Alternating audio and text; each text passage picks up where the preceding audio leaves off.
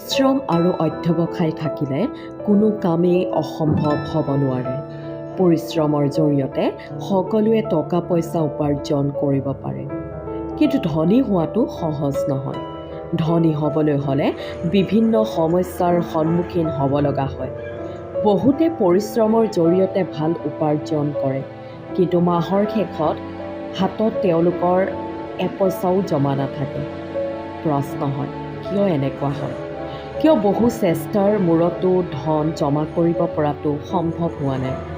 এই ক্ষেত্ৰত নিজৰ কিছুমান স্বভাৱৰ বিষয়ে ভাবকচোন, যিবোৰ স্বভাৱৰ বাবে হাতত ধন জমা কৰাটো সম্ভৱ নহয়।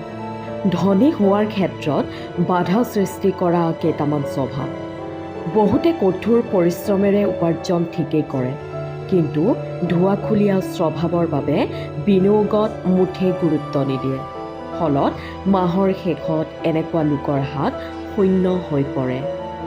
কিছুমানে নিজৰ উপাৰ্জনৰ বাবে নিৰ্দিষ্ট কামখিনি কৰিয়েই থমকি ৰয়।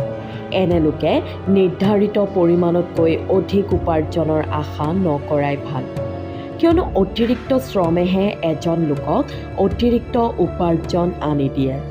গতিকে ধনী হ'বলৈ হ'লে নিৰ্ধাৰিত শ্ৰমতকৈ অধিক পৰিশ্ৰম কৰিবই লাগিব।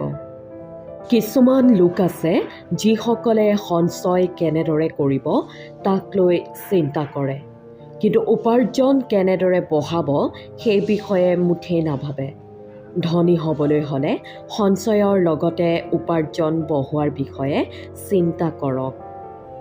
একাংশ লোক আছে যিসকলে সদায় নামী দামী সামগ্ৰী ক্ৰয়ত গুৰুত্ব দিয়ে, পিছে এনে সামগ্ৰীসমূহ ৰক্ষণাবেক্ষণৰ বিষয়ে এবাৰো নাভাবে।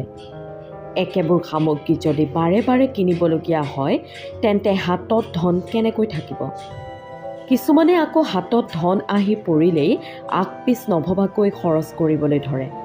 এনে লোকে সঞ্চয় কেতিয়াও কৰিব নোৱাৰে। হকে বিহকে খৰচ কৰাৰ পূৰ্বে 100 বাৰ ভাবক। যিসকলৰ দিনত কিমান উপাৰ্জন কৰিব পাৰে সেই বিষয়ে ধাৰণা নাই, তেওঁলোক ধনী কেতিয়াও হ'ব নোৱাৰে।